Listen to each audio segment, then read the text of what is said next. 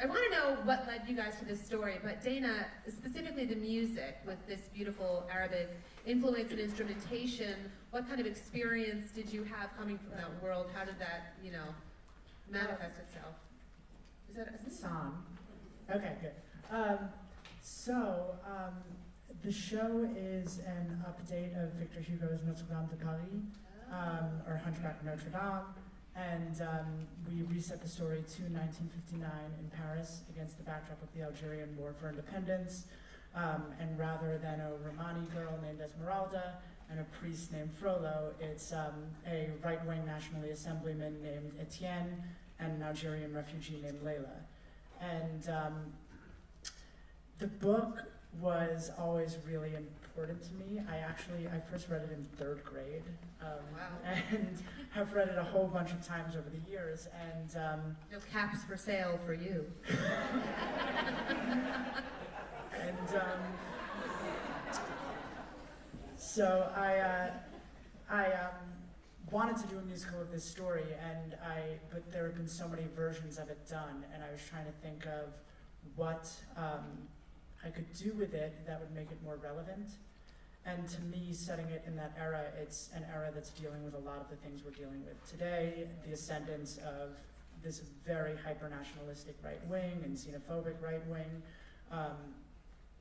and sort of a fading colonial empire and all of that sort of stuff. So that was sort of the impetus for the idea.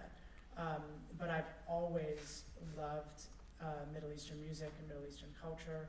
I studied Mideast Studies in undergrad, and I didn't want to write this show and just throw everything on a melodic minor scale and call it a day, because there's such a rich musical tradition in the Arab world. So I started studying oud and Arabic music, composition and theory with the conductor of the New York Arabic Orchestra, Bassam Saba. And it took a bit of time, because at first I was so concerned with getting it perfect and getting it perfectly authentic.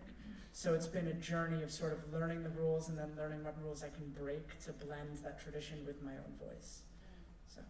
And so Stacey, I know that you also have a background as a director. I'm curious how that has been affecting the book writing, and then also what's the next step for Fifth Republic? I for the most part think that my background studying directing in school has influenced the book in that I tend to think a little bit more visually, and something that we're very proud of with the piece, which has been actually a challenge in terms of development, is that we think in terms of, like, if you think of Evita, like with staged moments that are more like songs that are sequences, we have that sort of stuff written in as part of our story, but that's harder to kind of get in a developmental sort of staging situation like Nymph or like a reading. You can't do it. And that's something that we kind of build into our storytelling, which is probably because we both think visually. Did you want to? Yeah.